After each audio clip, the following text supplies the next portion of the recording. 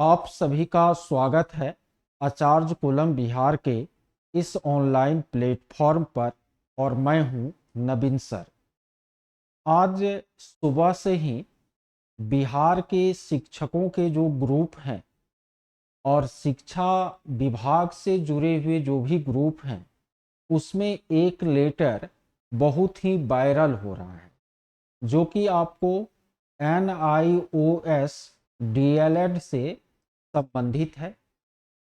ये letter viral होने के बाद बहुत सारे हमसे जुड़े हुए शिक्षक अभ्यर्थियों और शिक्षक साथियों ने मैसेज किया कि सर, इस लेटर में क्या कह रहा है, इनको एक वीडियो के द्वारा कृपया आप विश्लेषण करके बताइए। देखिए, ये जो लेटर है ना, सबसे पहले मैं कह देता हूँ कि जो भी NIOS से नियुक्त शिक्षक हैं, कहने का मतलब छठे चरण में जो NIOS DLED की डिग्री के आधार पर नियुक्त हुए हैं, या आपको BPSC TRE 1 में NIOS DLED पर नियुक्त हुए हैं, और आपको जो पूर्व के मतलब अप्रशिक्षित शिक्षक थे जिन्होंने NIOS से DLED किया, उनसे संबंधित आपको ये लेटर नहीं है। एक्चुअली हुआ क्या, तो देखिए, इसमें आप लोग खुद देख भी रहे होंगे कि माननीय पटना उच्च न्यायालय द्वारा CWJC नंबर 4228/2021 राज कपूर एवं अन्य बनाम बिहार सरकार के पारित आदेश 28/2/2024 के सम्यक अनुपालन से संबंधित मामला में विचार करते हुए यह आदेश पारित किया जा रहा है। इसका हेडिंग यही है।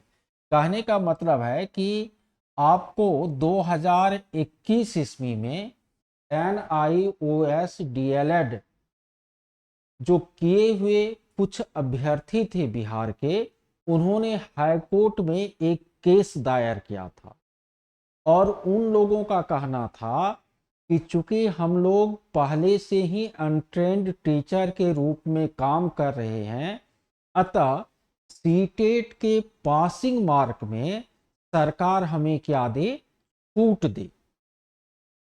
यानी सीटेट का जो पासिंग मार्क आपको 90 या आरक्षित कैटेगरी के लिए 82 है, इसमें वो क्या चाहते थे, छूट चाहते थे।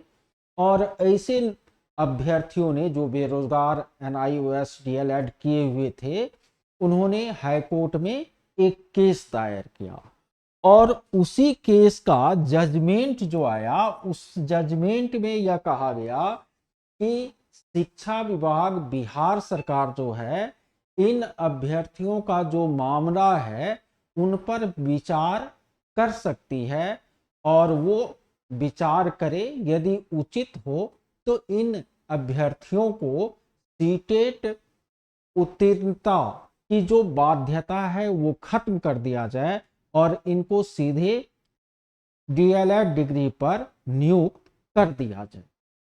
इस पर विचार करने के लिए शिक्षा विभाग को कहा गया। तो अब वो हाईकोर्ट का आदेश था, उसी आदेश पर विचार करते हुए अभी 2024 में 30 अक्टूबर 2024 को आपको अपर मुख्य सचिव के सिद्धार्थ ने यह आदेश जो है जारी किया है। और इस आदेश में उन्होंने सभी वस्तु स्थिति का क्या किया है, वर्णन किया है। और उसी वर्णन के क्रम में वह यह भी लिखते हैं कि अब तो 2023 में जो आदेश आया है उनके अनुसार NIOS DLED जो है वह 18 महीने का कोर्स है। यह आदेश सुप्रीम कोर्ट ने दिया है, और अब तो उनकी फ्रेश बहाली हम कर भी नहीं सकते। तो फिर वो जो आदेश आपको हमको विचार करने के लिए आया है, तो वो आदेश, इस पर विचार जो है हम नहीं कर सकते, क्योंकि अब तो सुप्रीम कोर्ट भी यह आदेश दे दिया कि नहीं, NIOS DLED वाले को फ्रेश बहाली में मौका नहीं मिल सकता। ठीक है, तो ये वो लेटर है।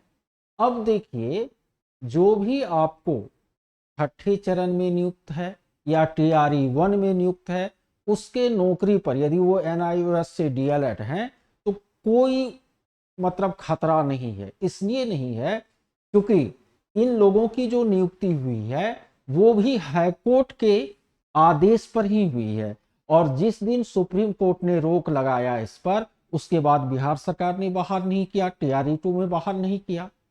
और जहां तक आपको बिहार के सरकारी शिक्षक जो पहले से सरकारी शिक्षक थे और 17-19 में NIOS से उन्होंने DLED किया है, तो उस पर तो कोई खतरा है ही नहीं।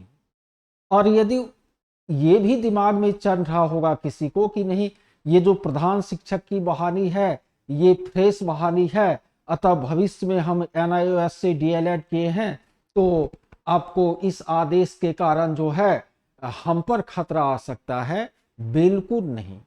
इसलिए क्योंकि आपको अभी जो मतलब ये जो प्रधान शिक्षक की बहाली हो रही है यह बिल्कुल फ्रेश बहाली नहीं है। ठीक है, ये आपको एक तरह से विभागीय परीक्षा ही है। बिहार सरकार के सरकारी विद्यालय में जो 8 वर्षों से कार्यरत है उन्हीं शिक्षकों के लिए ये परीक्षा है।